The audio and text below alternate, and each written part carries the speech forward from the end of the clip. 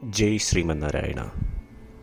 ഞാൻ ഇവിടെ പ്രതിപാദിച്ചിരിക്കുന്ന സംഗ്രഹം നമുക്ക് നൽകിയത് രാമാനുജദാസൻ ശ്രീമാൻ ഗട്ടു വേണുഗോപാലസ്വാമി അവർകൾ.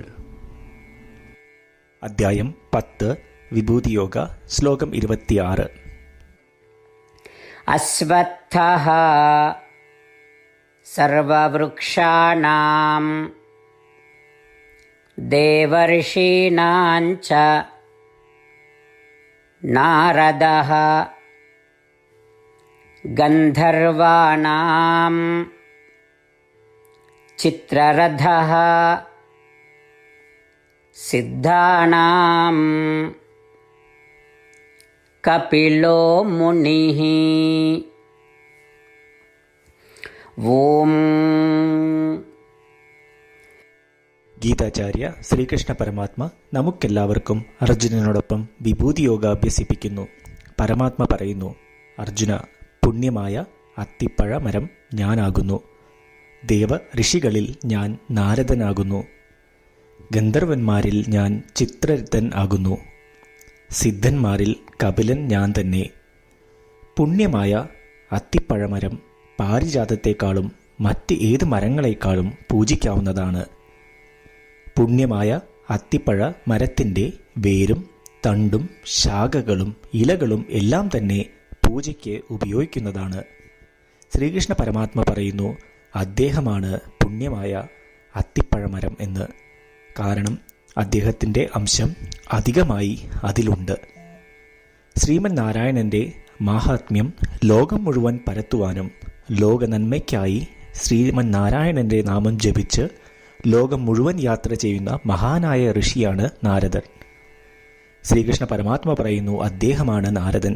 കാരണം അദ്ദേഹത്തിൻ്റെ അംശം അധികമായി വെച്ചിട്ടുണ്ട്. കപില ആദിവിദംസ്വ സിദ്ധ എന്ന പേരിൽ അറിയപ്പെടുകയും വേദങ്ങളിൽ പ്രശംസിക്കപ്പെട്ടിരിക്കുകയും ശ്രീമൻ നാരായണന്റെ അവതാരമായി കാണുകയും ചെയ്യുന്നു. ശ്രീകൃഷ്ണ പരമാത്മ പറയുന്നു, അദ്ദേഹമാണ് കപിലൻ. കാരണം അദ്ദേഹം സ്വയം അംശം അധികമായി കപിലനിൽ വെച്ചിട്ടുണ്ട് എന്ന്. അതിനാൽ പുണ്യമായ അത്തിപ്പഴമരം, നാരദൻ, ചിത്രരഥ, കപില എന്നീ പേരുകൾ കേൾക്കുമ്പോൾ ഇവയിലെല്ലാം ഭഗവാന്റെ അംശം അധികമുണ്ടെന്ന് മനസ്സിലാക്കി ശ്രീകൃഷ്ണ പരമാത്മയുടെ അധ്യാപനത്തെ നമുക്ക് ഓർമ്മിക്കാം. ശ്രീകൃഷ്ണ പരമാത്മാവിൽ അഥവാ ശ്രീമൻ നാരായണനിൽ സ്വയം അടിയറവ് വെച്ചുകൊണ്ട് നമ്മളുടെ ജീവിതം അർത്ഥപൂർണമാക്കുവാൻ ശ്രമിച്ച് ശ്രീകൃഷ്ണ പരമാത്മയുടെ വാക്കുകൾ ശ്ലോകത്തിൽ എന്ന പോലെ നമുക്ക് ആവർത്തിക്കാം. അശ്വത്ഥഃ സർവവൃക്ഷാണാം ദേവർഷീണാം ച നാരദഃ ഗന്ധർവാണാം ചിത്രരഥഃ സിദ്ധാനാം കപിലോ മുനിഃ. ശ്രീമന്നാരായണ കരിഷ്യേ വചനം തവ. സർവം ശ്രീകൃഷ്ണാർപ്പണമസ്തു. ജയ് ശ്രീമന്നാരായണ. ശ്രീകൃഷ്ണ പരമാത്മാവ് ശ്രീമദ് ഭഗവത്ഗീതയുടെ പൂർണ്ണമായ അന്തസത്ത 18-ാം അധ്യായത്തിലെ 65 മുതൽ 70 വരെയുള്ള ശ്ലോകങ്ങളിൽ പ്രതിപാദിച്ചിട്ടുണ്ട്. അതിലെ 8 ഉപദേശങ്ങൾ അനുഷ്ഠിക്കുന്നതിനായി ഭഗവാൻ ഉപദേശം നൽകിയിട്ടുണ്ട്. ശ്രീകൃഷ്ണ ഭഗവാൻ പറയുന്നു, ഈ 8 ഉപദേശങ്ങൾ അനുസരിക്കുന്നവരെ ഞാൻ സ്നേഹിക്കും. ഈ ഭക്തന്മാരെ ഞാൻ എല്ലാവിധത്തിലും സംരക്ഷിക്കും. ശ്രീകൃഷ്ണ പരമാത്മാവിൻ്റെ ഗീതോപദേശം ശ്രവിച്ച ശേഷം അർജുനൻ കരിഷ്യേ വചനം തവ, അതായത് കൃഷ്ണ, അങ്ങയുടെ ഉപദേശം പ്രകാരം ഞാൻ പ്രവർത്തിച്ചു കൊള്ളാം എന്ന് പറയുന്നു. അതുകൊണ്ട് ശ്രീകൃഷ്ണൻ അർജുനന് എല്ലാവിധ വിജയങ്ങളും ഫലപ്രാപ്തികളും നൽകി അനുഗ്രഹിച്ചു. ഈ 8 ഉപദേശങ്ങൾ നമ്മൾ പാലിച്ചു കൊള്ളാം എന്ന് പരമാത്മാവിനോട് നമുക്കും പ്രതിജ്ഞ ചെയ്യാം. ഒരു പൂജയും തപസ്സും യാഗവും പരമാത്മാവിന് കൊടുക്കുന്ന ഈ പ്രതിജ്ഞയേക്കാൾ വലുതല്ല. നമ്മൾ നടപ്പിലാക്കേണ്ട 8 പ്രതിജ്ഞകൾ ഞാൻ പറയാം. ഇവ നിങ്ങളുടെ മനസ്സിലും ഹൃദയത്തിലും എപ്പോഴും ഓർക്കണം. ഇപ്രകാരം ചെയ്യാം എന്ന് നമ്മൾ ശ്രീകൃഷ്ണ ഭഗവാന് വാക്ക് കൊടുക്കുമ്പോൾ ഭഗവാന്റെ മുഖം സന്തോഷത്താൽ പ്രകാശിക്കുന്നത് നമുക്ക് ദൃശ്യവൽക്കരിക്കാം. ജയ് ശ്രീമന്നാരായണ. ഇവയാണ് നമ്മളുടെ 8 പ്രതിജ്ഞകൾ. ഓ ശ്രീമന്നാരായണ, അവിടുന്ന് ഉപദേശിച്ച പ്രകാരം ഞാൻ എപ്പോഴും അങ്ങയെ ഓർക്കുകയും ധ്യാനിക്കുകയും ചെയ്യും. ഓ ശ്രീമന്നാരായണ, അവിടുന്ന് നിർദ്ദേശിച്ച പോലെ ഞാൻ എന്നും അങ്ങയുടെ വിശ്വസ്തനായ അനുയായി ആയിരിക്കും.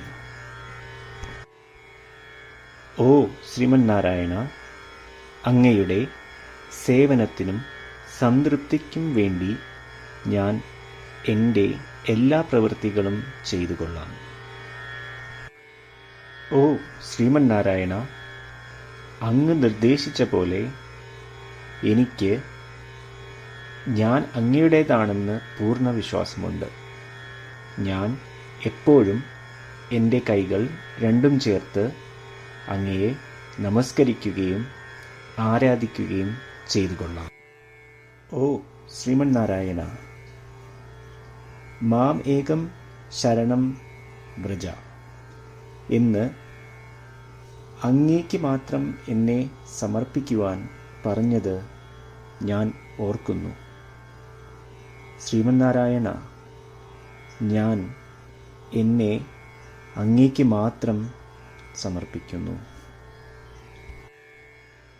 ഓ ശ്രീമന്നാരായണ, മാ സുജ, അതായത് ഒരിക്കലും ദുഃഖിക്കേണ്ടി വരില്ല എന്ന് അങ്ങ് നൽകിയ ഉറപ്പ് ഞാൻ ഓർമ്മിക്കുന്നു. അതിനാൽ ഞാൻ ഒരിക്കലും ദുഃഖിക്കുകയില്ല. ഓ ശ്രീമന്നാരായണ, അങ്ങ് ഞങ്ങളുടെ രക്ഷയ്ക്കായി ശ്രീമദ് ഭഗവത്ഗീതയിലെ ഉപദേശങ്ങൾ നൽകി ഞങ്ങളെ അനുഗ്രഹിച്ചു. ദിവസവും ഒരു ശ്ലോകമെങ്കിലും വായിക്കുകയോ ശ്രവിക്കുകയോ ചെയ്തു കൊള്ളാം എന്ന് ഞാൻ പ്രതിജ്ഞ ചെയ്യുന്നു. ഓ ശ്രീമന്നാരായണ, അങ്ങ് ഭഗവത്ഗീത എല്ലാ മാനവരാശിക്കും വേണ്ടി ഉപദേശിച്ചതാണ്. ഗീതയിലെ അങ്ങയുടെ ദൈവികമായ ഉപദേശങ്ങൾ ഞാൻ ഗീതയെക്കുറിച്ച് അറിയാത്ത ഭക്തന്മാർക്ക് എത്തിക്കുവാൻ ശ്രമിച്ചുകൊള്ളാം.